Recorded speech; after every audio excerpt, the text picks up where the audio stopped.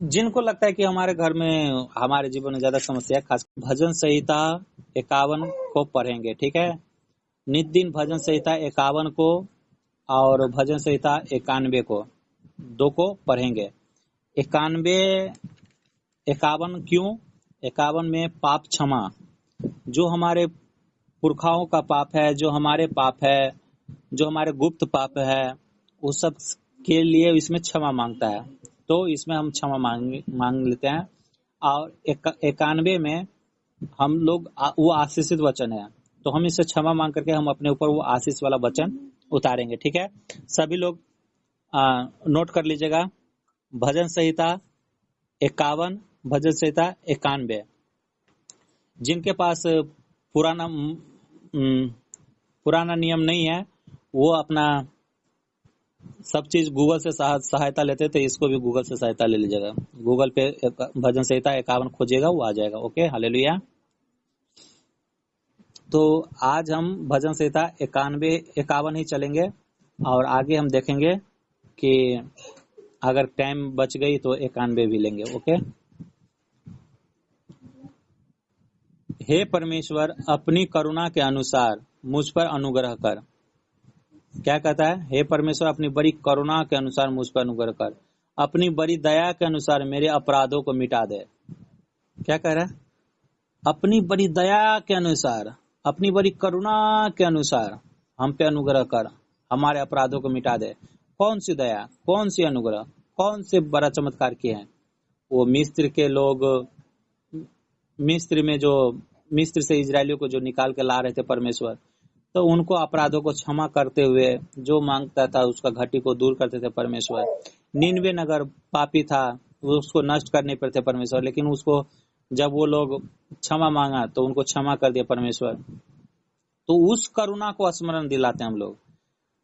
जिनको बच्चे नहीं है वो कहिए कि हे परमेश्वर, तूने हन्ना को सुधि ली, हन्ना बांझ थी, उसका तूने कोख खोला, तू हमारे भी कोख खोल दे।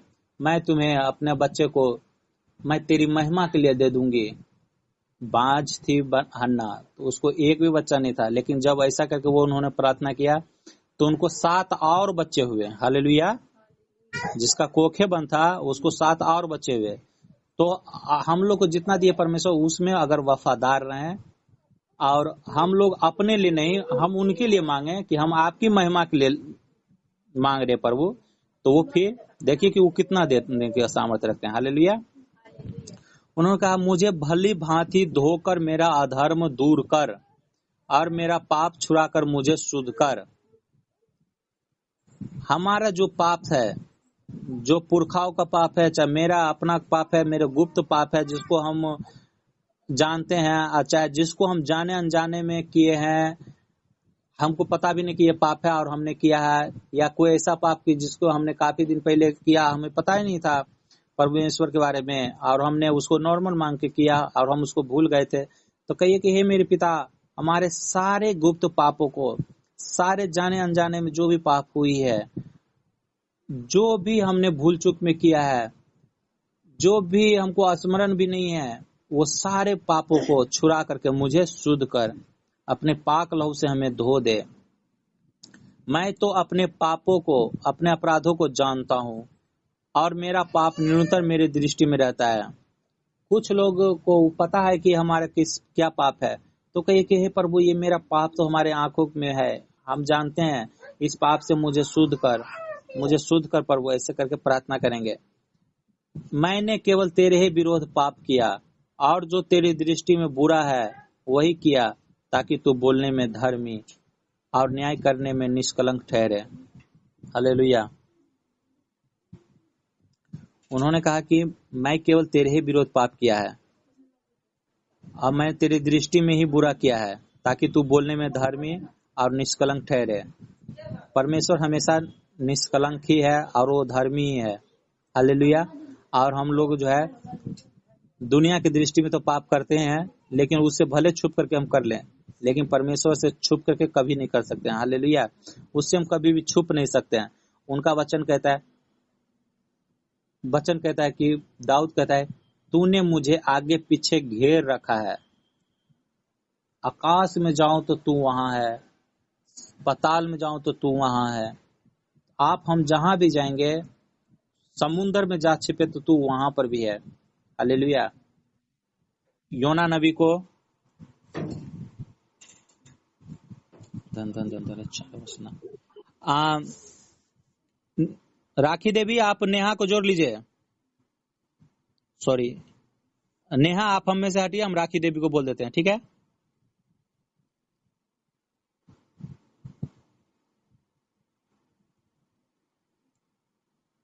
राखी देवी, आप नेहा को जोड़ लीजिए। तो राखी देवी, आप नेहा को जोड़ लीजिए। चाहे नंदिनी अगर सुन रही है तो नेहा को जोड़ लीजिए। ओके। उन्होंने कहा कि मैं तेरे विरोध में पाप किया है और तेरे दृष्टि में ही मैंने बुरा किया है। आप उनसे कभी भी छुप नहीं सकते, हम किसी तरह से उनसे छिप नहीं सकते हैं।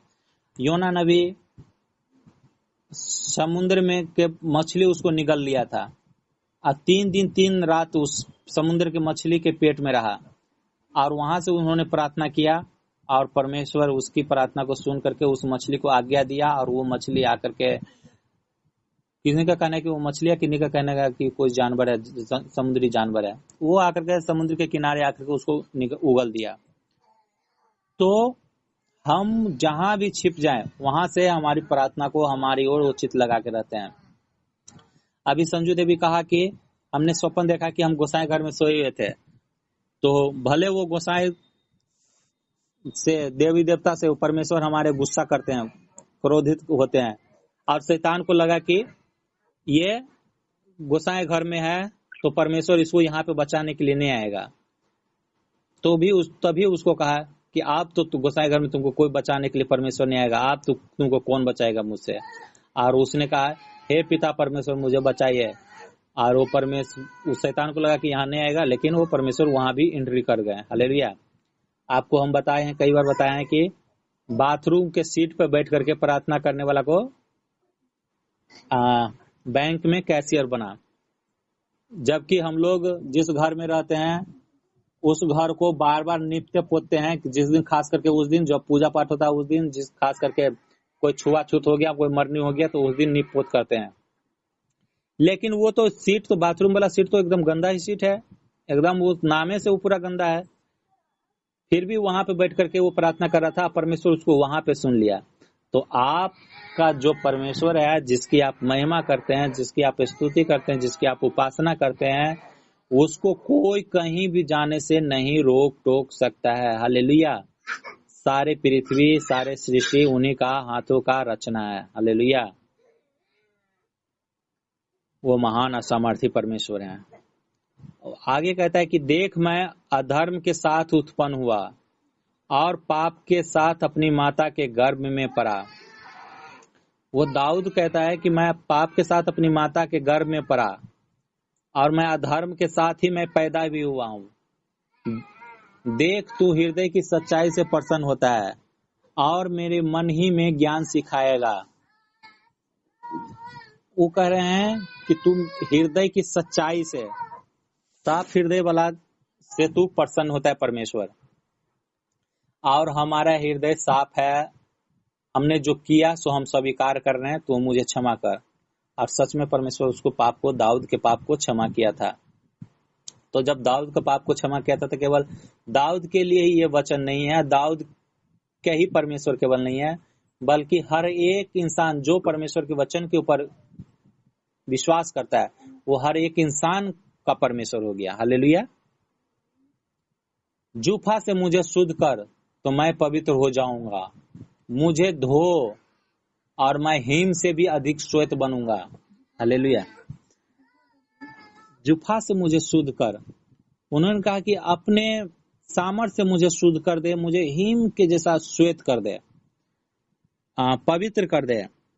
पवित्र मतलब हमारे जो पाप हो गई है उसको तू मिटा दे, उसको तू स्मरण न कर, मुझे शुद्ध कर दे, ऐसा करके, और मैं हिम के जैसा, मैं बर्फ के जैसा श्वेत बन जाऊंगा। हालेलुया। मुझे हर्ष और आनंद की बातें सुना, जिससे जो हड्डियां तूने तोड़ डाली है वे मगन हो जाए। सभी लोग कहिए कि मुझे हर्ष की बातें सुनाइए, ताकि जो भी बीमारी, जो भी समस्या, जो भी परेशानी हमारे घरों के ऊपर आई है, हमारे जीवनों में आई है, उससे मैं आजाद हो जाऊं और मैं मगन हो, आनंद हो को तेरी महिमा करने पाऊं ईश्वर के नाम में। और आगे कहता है कि अपना मुख मेरे पापों की ओर से फेर ले और मेरे सारे अधर्म के कामों को मिटा डाल। हे परमेश्वर, मेरे अंदर शुद्ध मन उत्पन्न कर और मेरे भीतर स्थिर आत्मा नए सिरे से उत्पन्न कर। हालेलुया। नए सिरे से मतलब फिर से मुझे नया तरह से मुझे नया बना दीजिए। जिस तरह से एक जन्मा हुआ बच्चा के अंदर कोई छल कपट, बुराई, ईर्षा, जलन नहीं होती है, उस तरह से मुझे स्थिर आत्मा देकर के नए सिरे से उत्पन्न कर। मुझे अपने सामने से निकाल न दे और अपने पवित्र आत्मा को मुझसे अलग न कर। अपने किए हुए उद्धार का हर्ष मुझे फिर से दे और उद्धार आत्मा देकर मुझे संभाल। हालेलुया। तब मैं अपराधियों को तेरा मार्ग सिखाऊंगा और पापी तेरे ओर फिरेंगे।